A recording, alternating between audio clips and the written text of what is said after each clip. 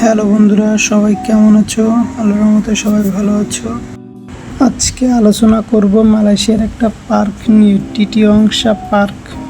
এটা কোথায় অবস্থিত, কত সালে এটা উদ্বোধন করা হয়েছে, আজকে সব কিছুই আপনাদেরকে জানাবো।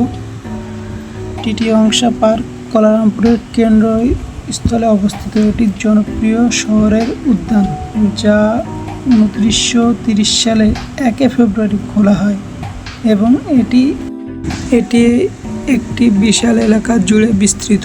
এটি একটি হ্রদ, সবুজ এলাকা এবং বিভিন্ন বিনোদনমূলক সুবিধা নিয়ে গঠিত, যেখানে বোর্ডিং, সাইক্লিং, জগিং, পিকনিক এবং শিশুদের খেলার জন্য খেলার মাঠ রয়েছে। সম্প্রতি এই পার্কে নতুন করে ওয়াটার স্পোর্টস ব্যবস্থা করা হয়েছে, যা পর্যটকদের আকৃষ্ট করবে বলে আশা করা যায়। পার্কে একটি মনোরম লেক রয়েছে, যেখানে বোটিং এবং অন্যান্য ওয়াটার স্পোর্টস ব্যবস্থা আছে।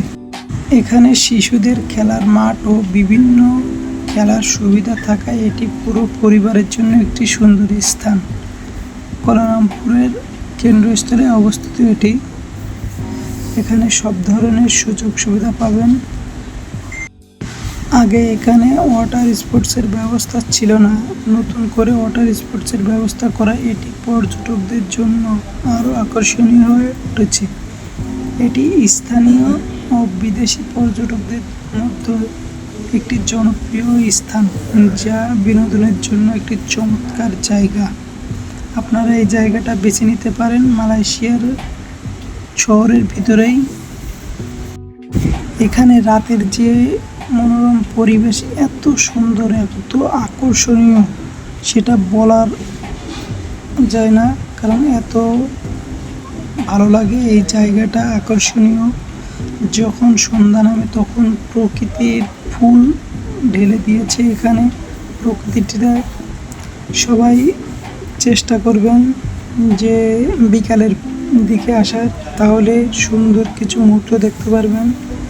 আর বিকালের দিকে অনেক মানুষ জনসমাগম হয় এখানে, সবাই আসে, ঘুরতে আসে। আর এখানে এই যে ছোট্ট একটা লেক আছে, লেকের ভিতরে যে পদ্ম ফুল, শাপলা ফুল, আমাদের বাংলাদেশের জাতীয় ফুল, এটা আমরা এখানে দেখতে পেয়েছি।